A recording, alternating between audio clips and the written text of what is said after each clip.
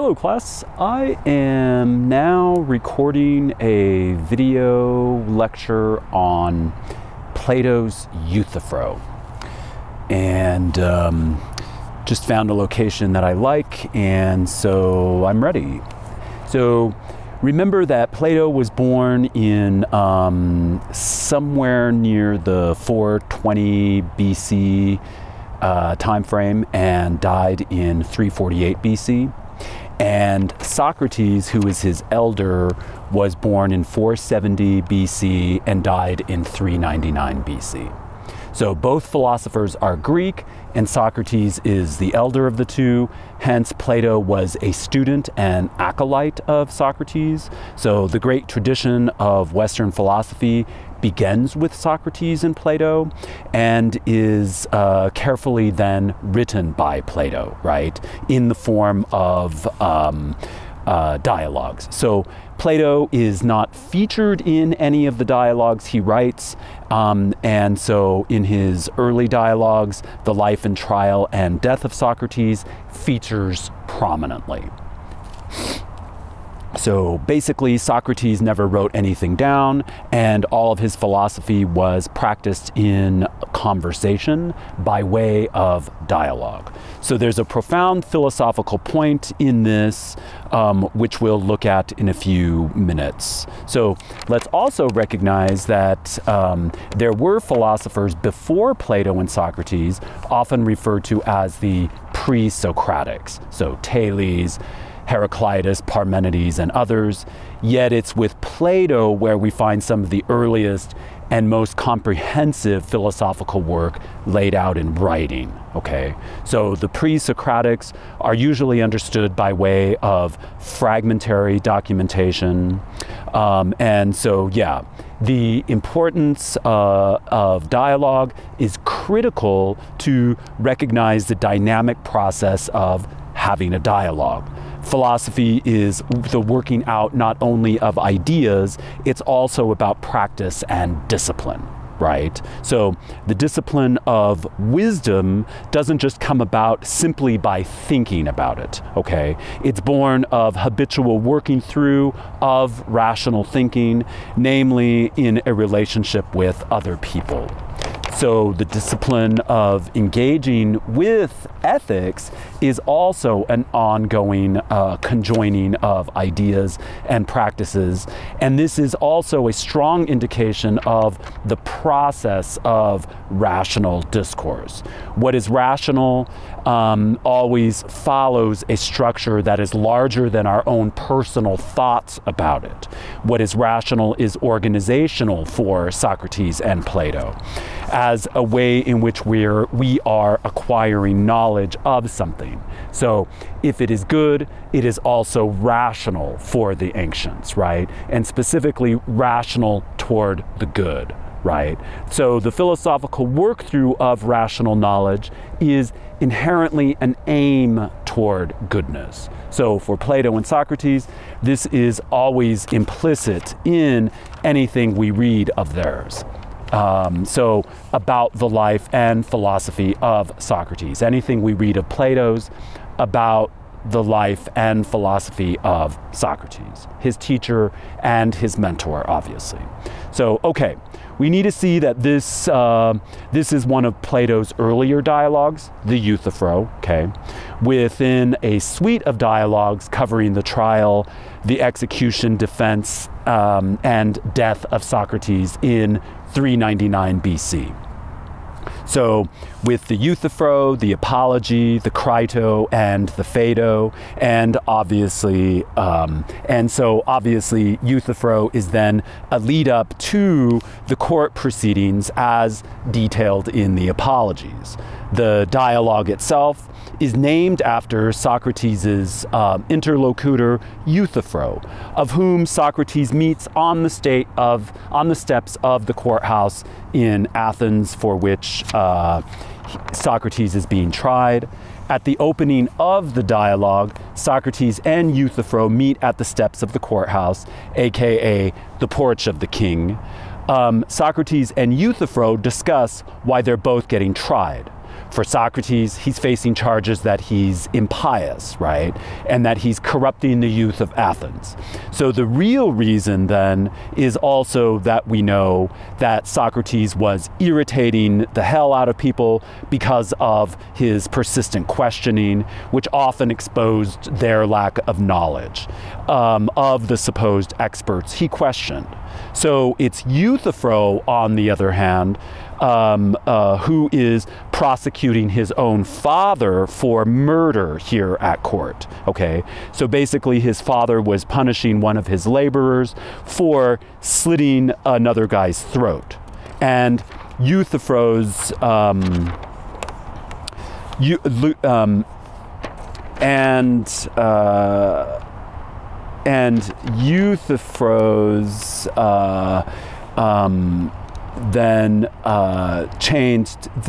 Euthyphro's father chained the offending laborer in a ditch, and hence murdering the laborer, subsequently who died while chained in the ditch. So basically, I didn't make that very clear. So basically, Euthyphro's father chained one of his laborers in a ditch for killing someone else, and the slave ended up dying as a result of being chained in the ditch. Okay, so needless to say, this is an extreme case given that people didn't charge their own family members under such circumstances. So again, then Euthyphro is then charging his father for murdering the slave that killed someone else that the father murdered in a ditch. Okay, so as Euthyphro points out, it is unholy and improper of him to be taken. It is unholy and improper of him to be taking his father to court, yet he's doing it in the name of piety.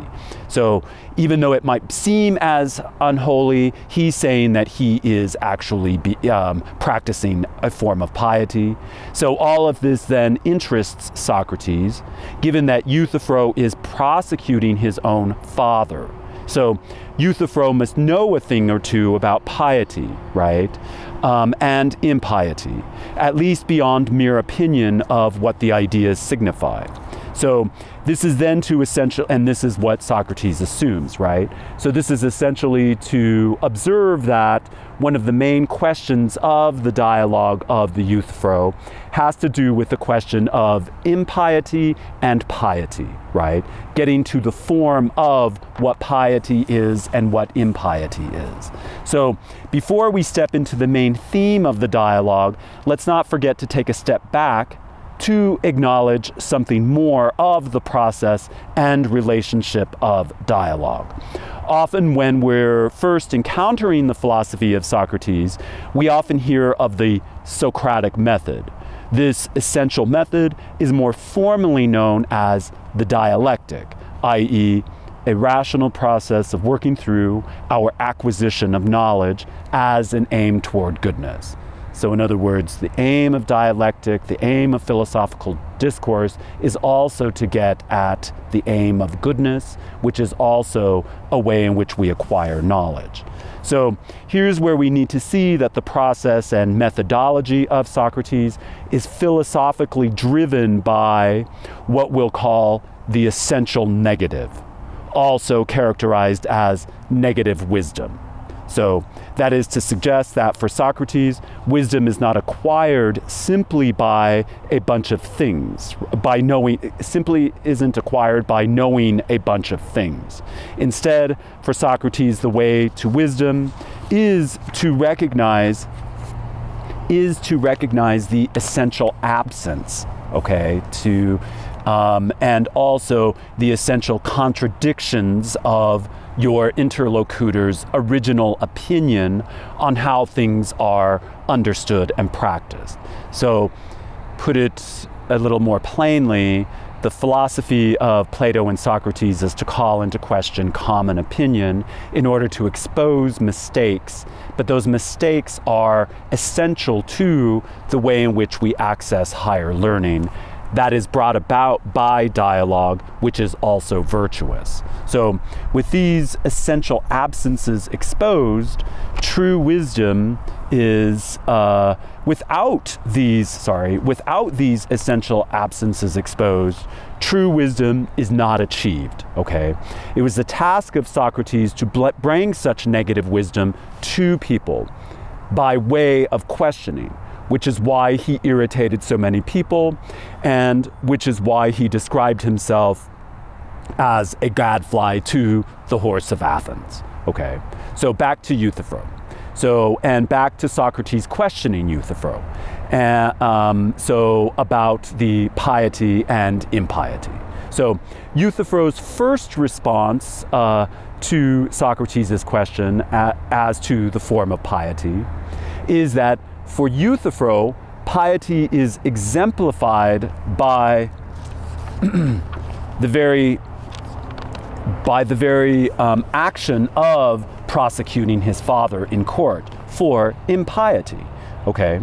So yet, as Socrates indicates, Euthyphro's answer is not a direct implication as to the form of piety, to suggest that his deed of persecuting his father for murder is only an example of piety.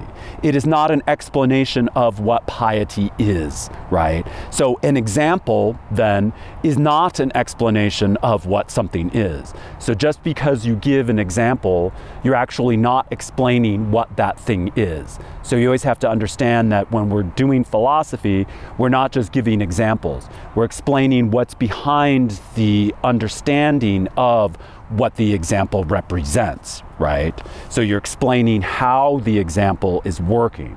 So this is where Socrates asks him again about what is pious, where he asks him again what is pious. This is where we get deeper into the core of the problem at hand, with Euthyphro's answer, quote, "What is beloved by the gods is pious, and what is not beloved by them is impious," okay, unquote. So that's the famous Euthyphro dilemma. So this is where Socrates quickly shows that it's well known that the gods, Zeus, Kronos, Ouranos, etc., are often in conflict. So how could they all simultaneously agree as to what is pious, right? Given that the gods of ancient Greece are always feuding about this or that, how could we trust them, right? And remember that their gods are what we refer to nowadays as Greek mythology, right? Zeus, Kronos, Ouranos, etc. So if the gods can't, in fact, see eye to eye on most matters, we can't expect them to see each other eye to eye on what piety is either. So then how can we say that it has to do with what they think is pious, right? Either again, getting frustrated. Euthyphro often then offers the explanation one more time. What is pious, the gods love, and what is not pious is what the gods hate. So this is even a little more straightforward. What is pious is what the gods love. What is not pious is what the gods hate, okay? This is where Socrates lays it out as such, okay? This is so-called Euthyphro's dilemma as worded by Socrates. Quote, "Is the pious then loved by the gods because it is pious? Or is it pious because it is loved by the gods? Is that which is pious, pious because it is loved by the gods?" Unquote. So that's the classic Euthyphro's dilemma. So the question here rests on what's lacking in Euthyphro's answer, the conspicuous absence, okay? So instead of providing an answer in the form of as to what the form of what is pious, Euthyphro only offered a quality of what's pious. It's never really explained by Euthyphro outright what is pious. okay? In one direction, is the pious loved by the gods because it is pious? So if we cut the Euthyphro's dilemma in half, and we only look at the part where we have, is the pious loved by the gods because it is pious? Circumvents an answer by merely assuring that the pious is good and liked simply because it is pious. We're left without a definition then of what is pious. In the other direction, is it pious because it is loved by the gods? If that is that which is pious, pious because it is loved by the gods, that's the other half of the Euthyphro's dilemma. So this part still circumvents a definition because the goodness of piety is only reliant on the love by the gods, nothing else. Hence, we have no further explanation of piety by way of Euthyphro. Okay, so then we're left to ask more questions here, simply about how we understand what is pious. Even by extension, what is good? Is it defined by what is loved, or is it loved because of what it is? Either way, seeming explanations don't take us to the form of what's pious. In other words, Euthyphro is simply not explaining what piety is when he's saying that it's loved by the gods, right? We only know that it's loved. In other words, the pious has a lovable quality, and this quality is so loved by entities of whom we cannot affirm a clear answer. We can't ask them, right? So we just have to go on this idea somehow that its piety is consisting of that which is loved by the gods, right? So, in other words, if we're basing our core knowledge of what pious is simply on its lovable qualities, then we are at an essential absence that is exposed in order for us to see this. Okay, that is exposed. In order to see this as exemplary, this absence exposes a few things, right? First, it exposes a lack in our own understanding, right? Potentially of things we deem incredibly important, right? So enough to persecute your own father over, okay? Number two, the absence of knowledge also is an exposure that we're weighing out on important matters of life and death, right?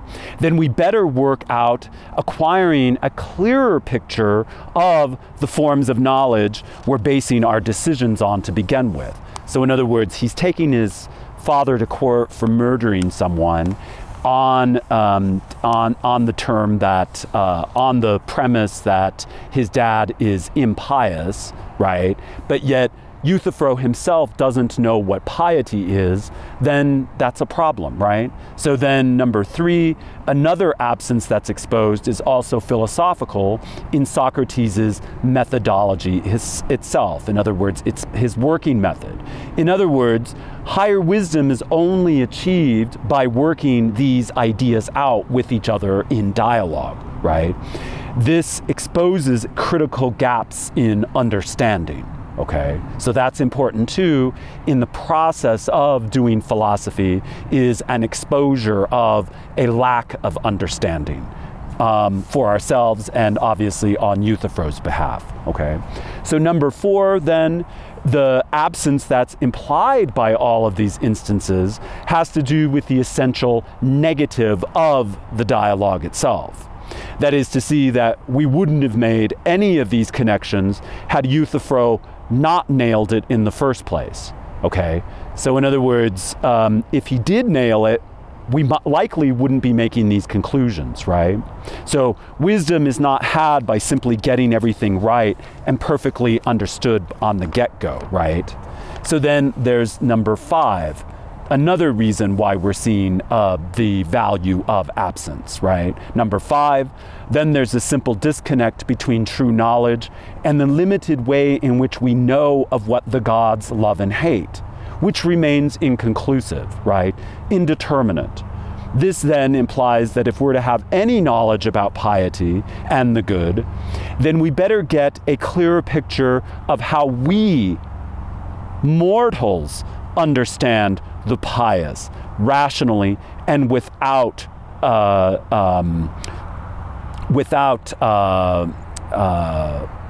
lack of clarity, right? So in other words, we want to have clarity with that, right? But we can't get it if all we're saying is that the pious is something that is loved by the gods, because that's only a quality of it. It's not directly answering what it is, right? So we need to get clear on what piety is or what goodness is ourselves, okay, before we worry about whether the gods deem it as pious or not, okay?